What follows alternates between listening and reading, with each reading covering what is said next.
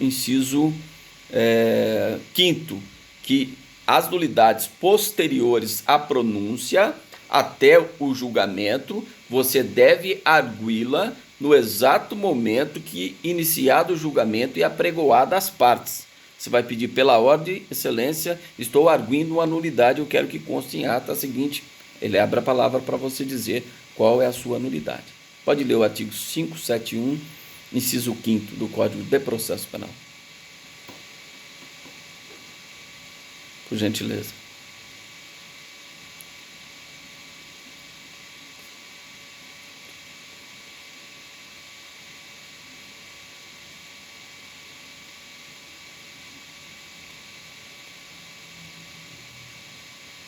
Certo?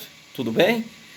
Então, isso, os crimes de competência do Tribunal do Júri é assim que determina. Esse é o momento que você deve arguir, sob pena de preclusão, porque a nulidade relativa ela preclui. Se você fala assim, eu vou deixar para arguir, depois, no intervalo, eu vou pedir para a excelência, eu vou arguir na nulidade, já está precluso. Porque você deveria ter arguido em que momento? Quando apregoado as partes iniciado o julgamento. E aí você consta em ata. Se for mantido como legal e não tem nulidade nenhuma, se o juiz indeferiu o seu pedido, se alega em preliminar do recurso de apelação. E se você não constou em ata e você não fez? Já era, está precluso. Se é nulidade absoluta, não. Nulidade absoluta não tem preclusão. Pode ser arguida em qualquer grau de jurisdição e deve ser reconhecida. Se não for reconhecida na jurisdição originária de primeiro grau, deve ser reconhecida nas instâncias superiores. Agora, outra nulidade, falando do Tribunal do Júri, que você pode apelar com esse fundamento, que é o 593, inciso 3º, letra A, quando a nulidade ocorre durante o julgamento. Vamos imaginar que eu estou falando e eu vejo que tem um jurado dormindo, o sujeito está roncando. Eu vou lá e falo, excelência, está presenciando, eu quero que conste em ata agora que o jurado está dormindo. O conselho de sentença deve ser dissolvido porque é uma causa de nulidade. Ela fala, não, doutor, eu vou indeferir, eu vou constar na ata que vou indeferir. Tudo bem, eu vou alegar em preliminar de apelação e apelar com fundamento no inciso, um dos fundamentos já vai ser esse, o 593, terceiro, letra A, porque houve uma nulidade posterior à pronúncia. Só que ela ocorreu durante o julgamento. Qual o momento que eu tenho para arguí-la? No exato momento que ela ocorra, sob pena de preclusão. Quem pode ler o artigo 571 novamente? Inciso 8º, salvo engano. Vamos lá. Inciso 8º do artigo 571.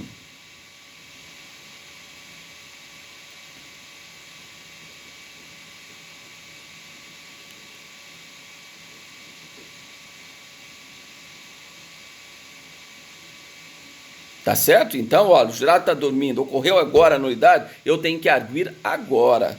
Não adianta eu falar assim, não, deixa que no final do julgamento eu vou falar para a juíza colocar em ata que o jurado estava dormindo.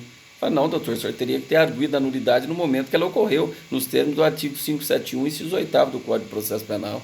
E aí já era. Entendeu? Então tem um momento correto de você arguir. Porque caso seja indeferida essas arguições de nulidade, você vai recorrer. Pode recorrer com outro fundamento também. Mas esse da letra A já está garantido, que é nulidade posterior à pronúncia. 593, inciso 3º, letra A. Você arguiu no momento correto e constou na ata. Depois você vai fazer o recurso com esse fundamento. Se você não consta em ata, aí não tem como você arguir quando se tratar de nulidade relativa, porque aí ocorre a preclusão. A preclusão, se você não arguiu no hora que apregou as partes e iniciou o julgamento, aquelas que ocorreram da sentença de pronúncia até o julgamento, você tem que arguir quando iniciou o julgamento. As que ocorrerem durante o julgamento, você tem que alegar no momento que ela ocorre, nos termos 571, inciso 8º. Tá certo? Tudo bem, pessoal? Nós estamos até adiantados com a matéria, né? E como nós fazemos mais ou menos aí 1 hora direto de aula, ao meu ver, até mais que isso, fica até improdutivo. Então, eu encerro aqui, porque eu vou precisar mais de 2 aulas, no mínimo, para a gente terminar a apelação, ou talvez até mais que isso, tá? Mas eu franqueio a palavra agora a vocês. Quem tiver alguma dúvida desta matéria que hoje aqui colocamos a análise para vocês, se vocês têm alguma dúvida, pode perguntar. Às vezes eu estou olhando mais para a esquerda porque eu estou gravando no celular também, tá?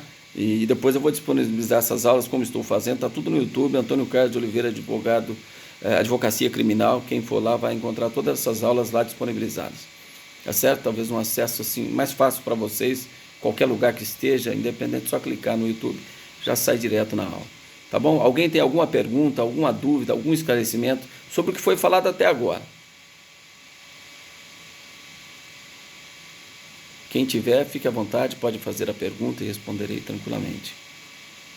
Ou aqueles que forem estudar, rever a matéria com a doutrina, se tiver alguma dúvida, sempre anote a dúvida e no início da aula, antes de começar, pede a palavra e faz a pergunta, e que às vezes a dúvida de um é a dúvida de todos, e de repente alguma dúvida que seja assim meia, estou estudando, não estou entendendo, não tem como eu avançar, manda no grupo do WhatsApp da sala, porque aí eu respondo para um, respondo para todos, talvez a dúvida seja a mesma, tá? Então coloca uma pergunta lá no grupo do WhatsApp, talvez eu não vejo na hora, se for um final de semana, ou não vejo, mas uma hora eu respondo, tá? Uma hora eu respondo e tento solucionar esta dúvida. Tudo bem? Alguém tem alguma pergunta sobre a matéria que nós tratamos até aqui? Não? Bom, então, pois não. Pois não.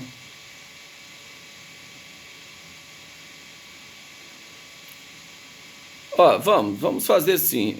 Vamos fazer assim. Sempre, quem foi meu aluno já sabe, mais perto da prova, a gente para um dia aí e vamos fechar um pouco o conteúdo aí, porque nós temos muito conteúdo, mas vamos fechar um pouco mais de conteúdo, aí depois a gente para e vamos realizar um trabalho sim, que vai valer aquele de 0 a 3 pontos e a prova valendo de 0 a 7 pontos, tá bom? Quanto a isso, fiquem tranquilos, antes da prova a gente realiza essa atividade e verificamos a forma que iremos realizá-la, tá bom? Eu passo para vocês com antecedência, tudo bem? Por nada. Pois não, pois não.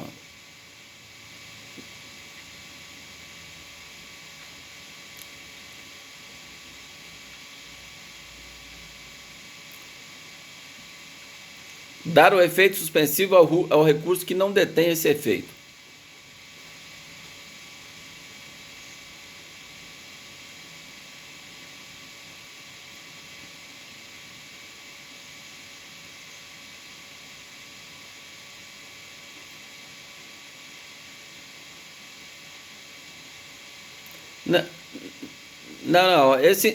Não, esse entendimento do STJ não é só o promotor. As partes não podem utilizar o mandado de segurança para dar efeito suspensivo. Mas é lógico, quando eu falo efeito suspensivo em prisão no processo penal, existe a possibilidade de você entrar com habeas corpus para dar efeito suspensivo. Você entendeu? Por exemplo, o juiz não deu efeito suspensivo numa sentença condenatória e mandou prender. A prisão é preventiva. Você pode discutir esse efeito que não foi dado efeito suspensivo na sentença condenatória, dizendo que o juiz não fundamentou corretamente e promover um habeas corpus juntamente com a sentença condenatória, visando juntamente com a apelação, visando dar efeito suspensivo? Pode. Pode.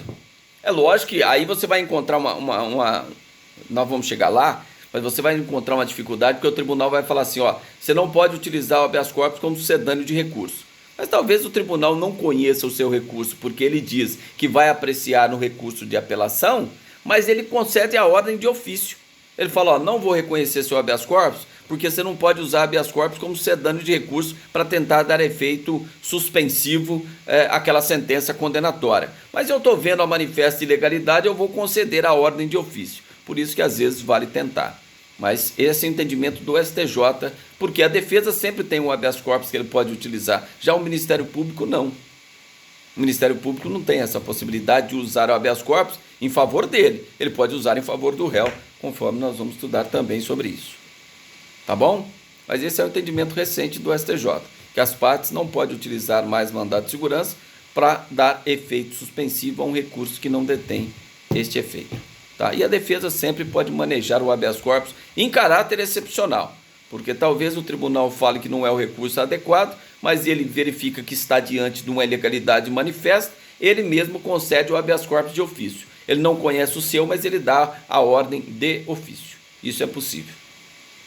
Tudo bem? Então tá certo. Alguém tem mais alguma pergunta, alguma dúvida? Pois não.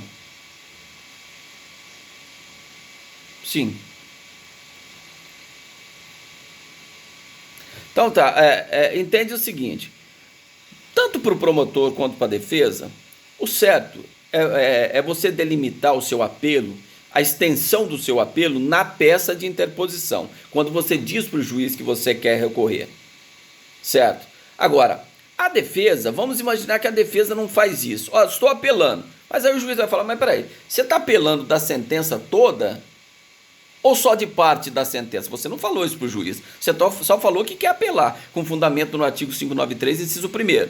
Bom, mas aí a jurisprudência, a doutrina vem, ó, se a defesa não falou nada, ela pode delimitar nas razões de apelação, mas eu vou receber como apelação total. Porque isso é mais favorável ao réu, não é mais favorável ao réu? O juiz receber como o réu está discordando totalmente da sentença?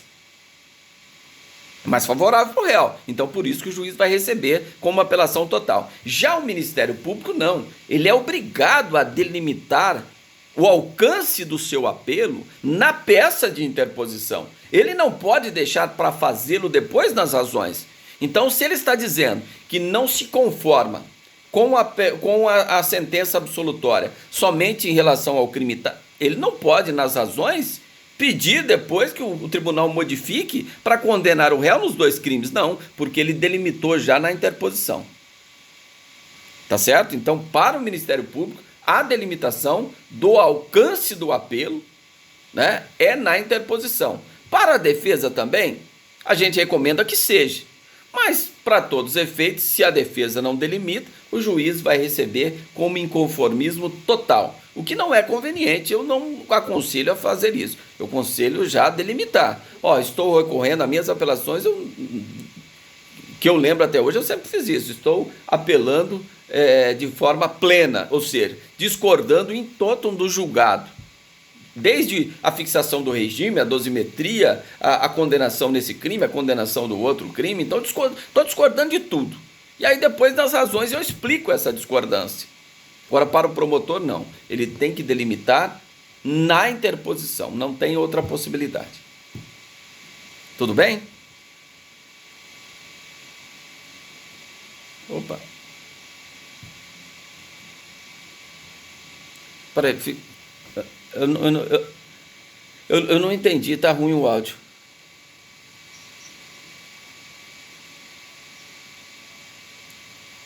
Não, peraí. É assim, porque nunca vai ocorrer a possibilidade de você interpor um rese num processo de conhecimento quando o juiz negar a suspensão condicional da pena. Porque se ele nega a suspensão condicional da pena, ele só pode fazê-lo isso quando? Numa sentença condenatória, que ele deixa de aplicar a suspensão condicional da pena. E aí cabe o quê? Recurso de apelação com fundamento no 593.1. Se quem faz isso é o juiz da execução, nega a suspensão condicional da pena, o recurso cabível é agravo à execução e não apelação. Só ler o artigo 593, parágrafo 4º, que ele diz exatamente isso. Quem pode ler? Esse artigo ele não deixa nenhuma dúvida. 593, parágrafo 4º do Código de Processo Penal, para a gente arrematar.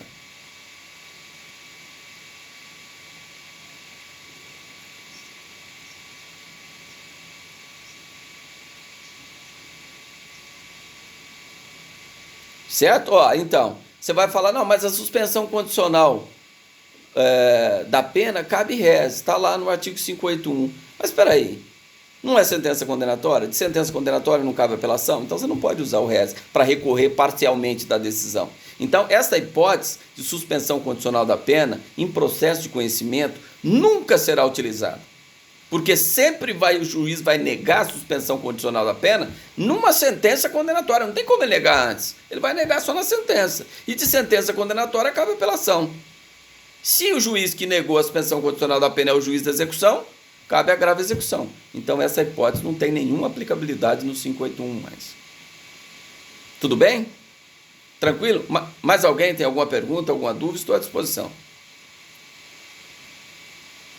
Não, podemos encerrar? Bom, então, desejo a todos aí uma ótima noite, para quem faz somente as aulas de teoria, um ótimo final de semana. Amanhã estarei aqui com vocês, tirando alguma dúvida de prática. Estou elaborando aí um material para vocês fazerem um recurso em sentido estrito, mas não está pronto ainda, então vou estar à disposição para tirar eventual dúvida sobre os embargos declaratórios que eu já enderecei a vocês, para vocês elaborarem como matéria de prática, tá bom?